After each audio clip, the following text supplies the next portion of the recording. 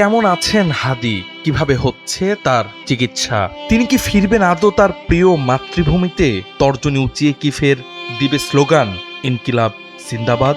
এই প্রশ্নগুলো তাড়িয়ে বেড়াচ্ছে দেশের অসংখ্য অগণিত মানুষকে। হাদির ভক্ত থেকে শুভাকাঙ্ক্ষী সবাই যেন হাতড়ে ফিরছে একটুখানি আশার আলো।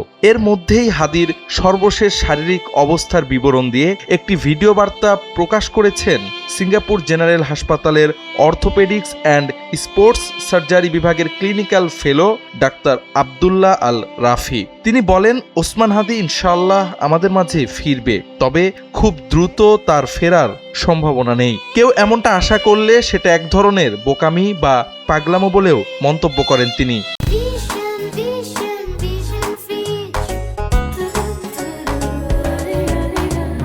মঙ্গলবার সামাজিক যোগাযোগ মাধ্যমে নিজের ভেরিফাইড অ্যাকাউন্টে দেওয়া এক ভিডিও বার্তায় হাদি সম্পর্কিত এমন বেশ কিছু তথ্য শেয়ার করেন তিনি। সিঙ্গাপুর জেনারেল হাসপাতালের নিউরোসার্জারি বিভাগ খুবই স্ট্রং এমনটা জানিয়ে ডাক্তার রাফি বলেন, এখানে সকল ধরনের উন্নত প্রযুক্তি রয়েছে।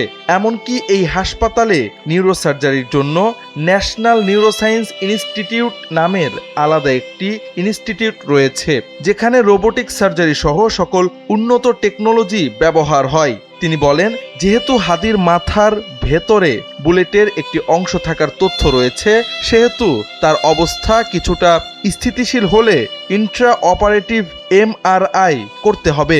এটা খুবই গুরুত্বপূর্ণ। তবে মঙ্গলবার রাতে নির্ভরযোগ্য একাধিক সূত্রে পাওয়া হাদির সর্বশেষ অবস্থা সম্পর্কে জানা গেছে, সিঙ্গাপুরে হাদির চিকিৎসা সম্ভব হচ্ছে না। তাকে ইংল্যান্ডের কুইন এলিজাবেথ বা বার্মিংহামে নেওয়া হতে পারে। এজন্য হাসপাতালের পূর্বানুমতি নেওয়া সংক্রান্ত কিছু বিষয় প্রসেসে আছে। যদিও দেশের একাধিক চিকিৎসক বলছেন হাদির শারীরিক কন্ডিশন সিঙ্গাপুর থেকে ইংল্যান্ড পর্যন্ত সফর করার জন্য মোটেও প্রস্তুত নয়।